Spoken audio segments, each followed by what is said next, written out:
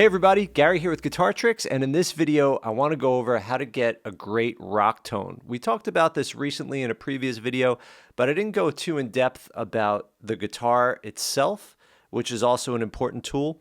And I'm also going to talk to you about a lot of the different options between your amp, your pedals, modelers. Right now I'm using a Helix, so I'm going to talk about all these different options, whether or not you're just practicing in a room or you're looking to join a band or for a great live setup. Before we get into it, please go ahead and click subscribe so that you get all of the latest and greatest content from Guitar Tricks. And if you want to be notified of any new lesson, be sure to tap the bell and let us know in the comments what you would like to see next on the channel.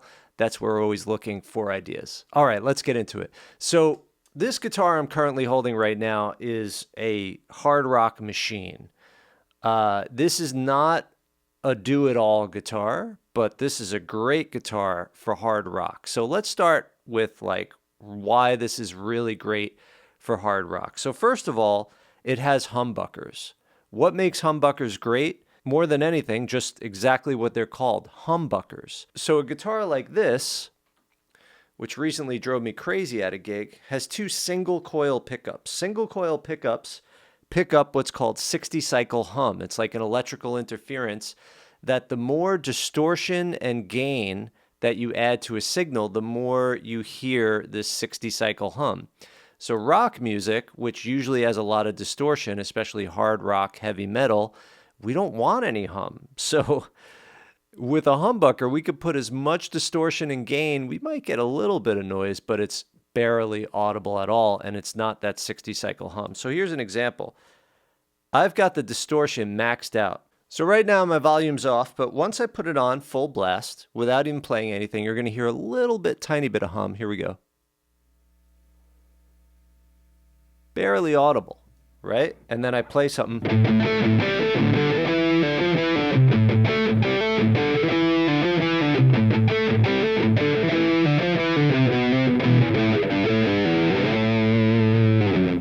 Now watch if I do the same thing on a single coil guitar. Hear that? And these pickups are quieter, right? So now that is the bridge pickup. This is a single coil pickup. This is a Seymour Duncan Fat Cat. It looks like a humbucker on first glance, but it's actually a P90 in the casing of a humbucker. P90 is a single coil. As far as the tone goes, when you're putting that much distortion, the difference in tone is so minimal between pickups. Like, you know, you could compare, this is a Seymour Duncan Fat Cat.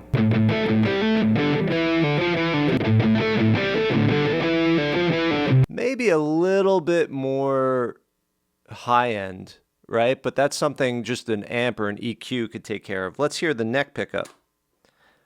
Also single coil. You hear the hum, right?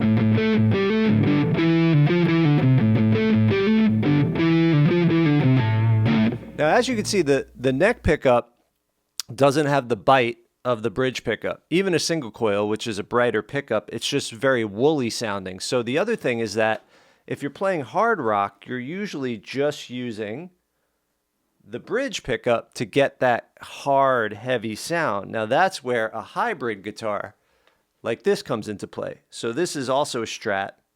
It's kind of a super Strat, like a Van Halen-y thing, because it's got the Floyd Rose, and then it's got a humbucker in the bridge, and then single coils in the middle and the neck.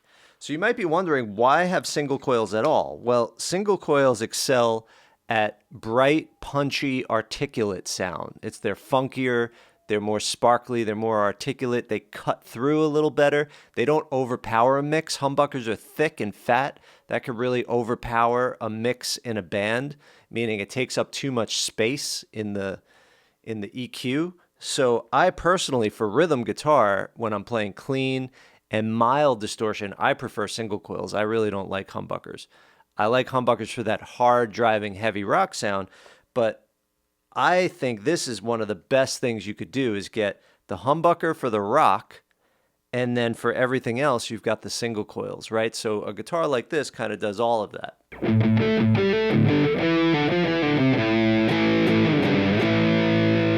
But then I get the funky clean tone on these other pickups.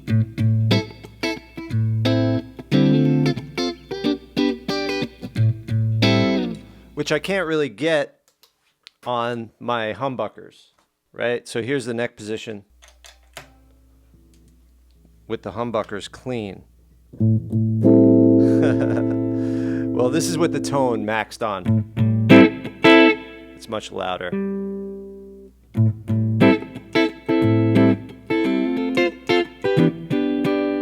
Or in middle position. Right? It's so fat sounding. It's not funky. It's not spanky. It's not really percussive. It's just fat sounding. So humbuckers for clean are not my thing. Unless it's jazz, you know, like... It sounds beautiful. It's really nice and thick and woolly. But as far as, again, fitting in a mix, not really my thing. So... this is more of the do everything guitar. But if you're looking for that fat, clean tone, this one is not really going to do it. But you could use pedals. You know, you could use your amp controls. You could use your pedals to raise the bass, raise the mids, lower the treble. The way that I see it is that you can't add clarity to a humbucker, but you could add warmth and mid-range to a single coil. So ultimately, I think the single coil, you could do more tonally with the single coil, but at the end of the day, you have to deal with the noise. So the other thing is when you're recording and you want to have a perfectly pristine, noiseless recording, then it's hard to not get any noise with single coils. The other thing is that single coils, you don't know what kind of room you're going to be in. Some days I have more hum. I don't know what the variable is. Even in the same room, some days I have more hum than others. You got to figure out how to position the guitar. It's really interesting. But lately I have been using this guitar at gigs. So I play a lot of covers in corporate and wedding gigs. And this is pretty much my main guitar for the last year or so, or longer. And this doesn't have humbuckers. So when I'm in a really noisy room, I'll go in middle position. So watch this. You hear that hum, that's on the neck. And you hear that hum, that's on the bridge. Now watch what happens when I go middle position. It almost disappears completely, right? The hum you're hearing now is more just, it's humbuckered hum. It's not 60 cycle hum. It's a different level of hum. It's very, very minimal. So the thing is, these two pickups, they're reverse polarity wound. So they cancel, they are able to cancel out the hum because they're wound in opposite directions. I don't know the exact science. But if you do get an all single coil guitar, you want to make sure that the two pickups, if it's a two pickup guitar, they're wound opposite polarity to get humbucking in the middle position. And then on a Strat with three pickups, that the middle one is wound different than the outer two, so that in the middle position 2 and 4, you get hum canceling. And in a pinch, that solves the problem. You just don't have as much control over which pickup you're using because you're just trying to avoid hum. So a lot of times I'll go middle position when I have a lot of distortion with this guitar just to avoid that hum sound. So to summarize, if you want one guitar to do everything, get one with a humbucker and then a couple single coils, right? That'll really do everything. But the thing about this guitar is it has a coil split. So I can actually split the coils to make them sound more like single coils. So listen to the difference. So that was humbucker mode. Here's split coil. Right? A little more clarity. You could hear like the pick noise a little bit. You know, it's more trebly.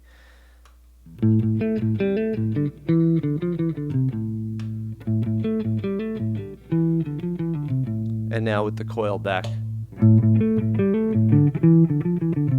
Right? So that coil split is really convenient. But for me, if I'm going to be playing single coil a lot, I'd rather just get the real deal, you know, like just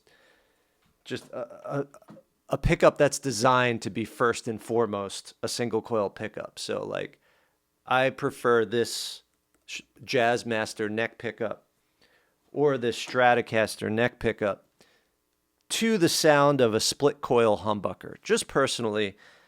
So the fact that I play mainly single coil sounds, I wouldn't make this my main guitar. But if I'm in a band where I'm playing mostly rock, but I want the single coil sound sometimes, then this will be great. So now let's review the tone itself. So here's just my total clean tone.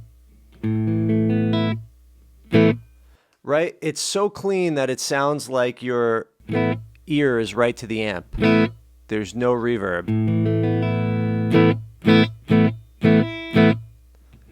That has its time and its place, but I like to add just a little bit of reverb like this.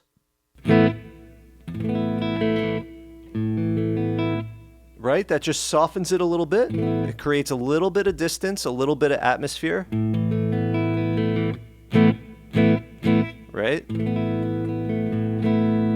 Then for rock, you want to have just a nice clean and then a little bit of overdrive. So this is called the Tima drive on my Helix. It's just a light overdrive. Any overdrive pedal will do. Don't worry about which is which for now. You have ones that are more transparent, which are modeled after the Blues Breaker. And then you have ones that are more mid-rangey, like the Tube Screamer. I prefer the more transparent ones. I'm not the biggest fan of a Tube Screamer. So this Tima, I believe, is modeled more over like a Blues Breaker. Right, so now I have some dirt, a little bit of dirt.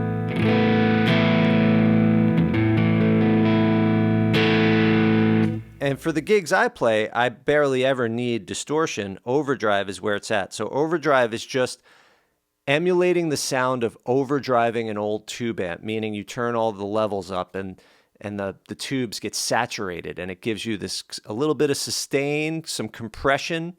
So sustain means notes ring out longer. Compression means everything becomes more one volume. The lows are amplified and the highs are squashed down.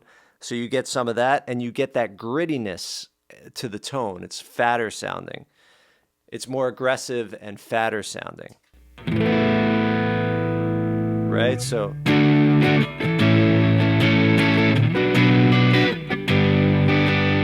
as opposed to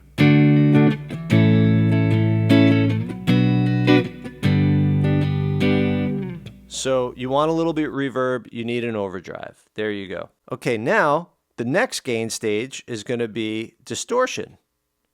Distortion is more just like overdrive to the max. Just think about it that way.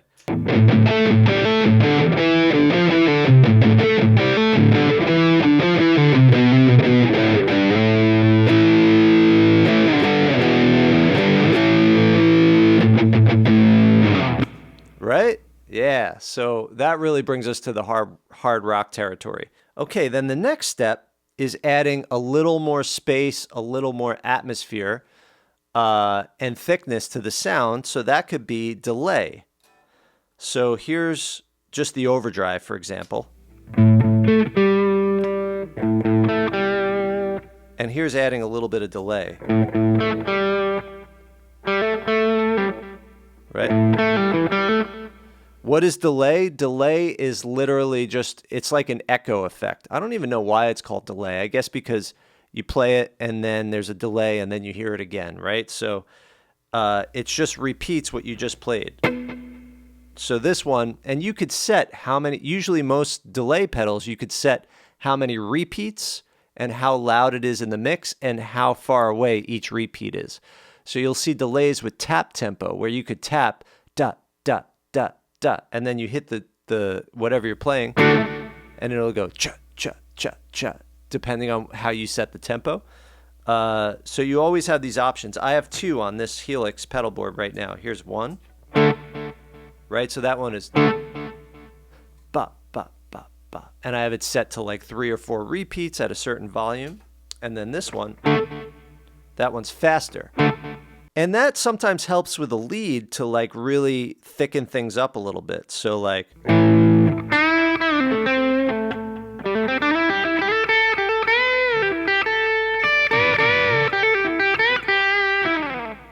with the other delay.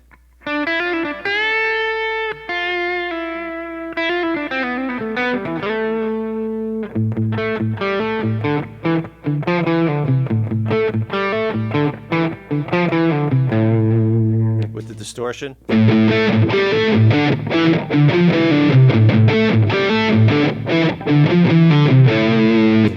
So to me, those are the essentials right there, is at least having reverb, overdrive, distortion, and delay. And then another thing you want, if you're playing in a band and you want to make yourself louder during a solo, is a boost pedal. You could just get a clean boost or a treble boost, just something to boost your signal to make you louder in the mix. All right, now as far as your amp options, there's two approaches you could take. Get an amp that already has the overdrive and distortion that you want. Like for instance, Marshall is known for having incredible built-in distortion sounds. Like when I was growing up, the Marshall JCM 2000, I believe it was called, had the ultimate sound. And I actually played in a band with someone that she demanded that we have that amplifier. That was a part of her sound. She was a great rock singer. Still plays. Her name's Nicoletta, but she was so into the sound of that Marshall that nothing else would do. So the other guitar player in the band, he played through that one, and I had a different amp, but he did most of the rhythm stuff.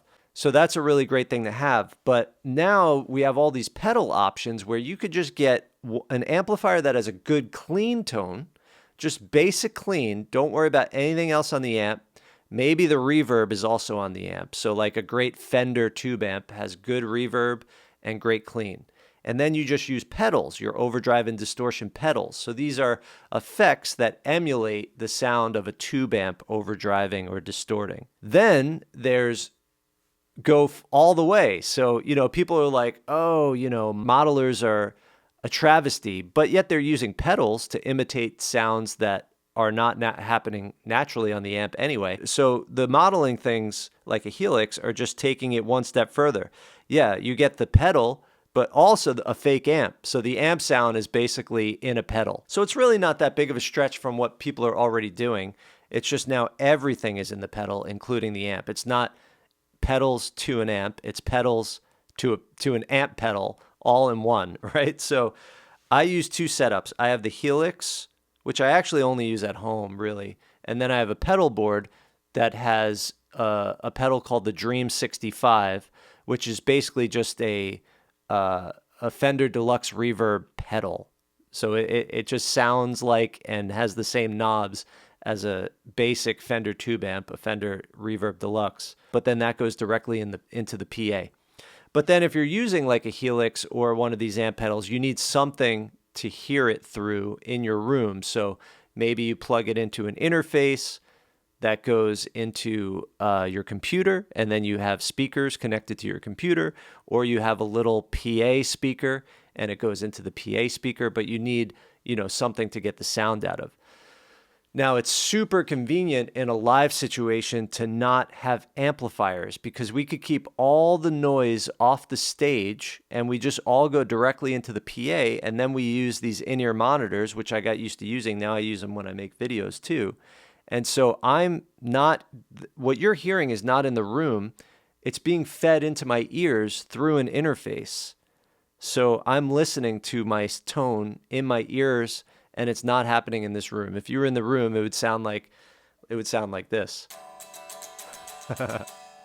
Yeah, so it's really convenient. I prefer live in a band situation for there to be as little volume on stage and all of it feeding out to the audience and into our ears.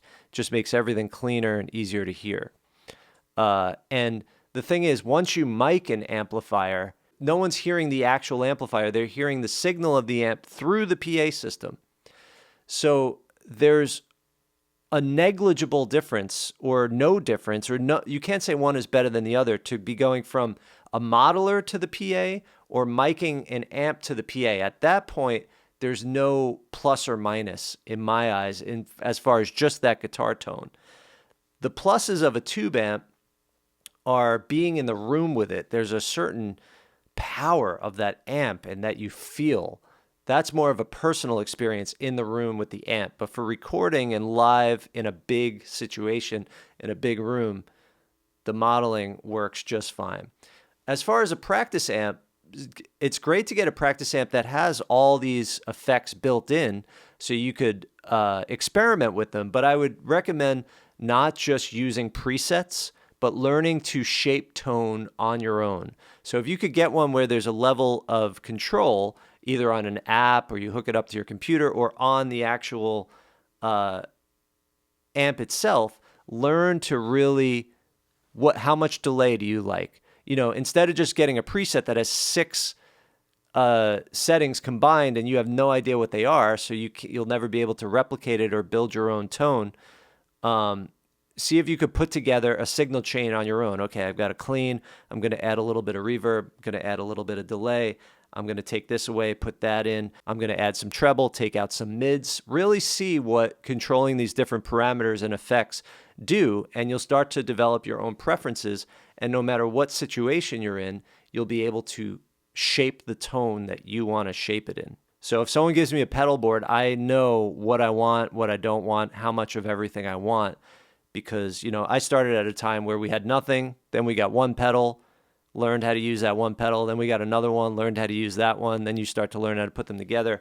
Now, you know, everything, a lot of the work is done for you in all aspects of life, right? Like, just everything has gotten so easy that we become a little helpless to figure things out on our own. So we have to kind of like accept, let me not let this be so easy so I could be a little more in control of what's going on. All right, everybody, I hope that was helpful. Have fun with this stuff, explore the tones, but remember, at the end of the day, spending as much time practicing how to play is going to be much better than going down rabbit holes about what gear you should buy and what's the better guitar, right? The worst guitar in the world played by the best player is going to sound like the best guitar in the world. All right, everybody, happy playing, and I'll see you in the next lesson.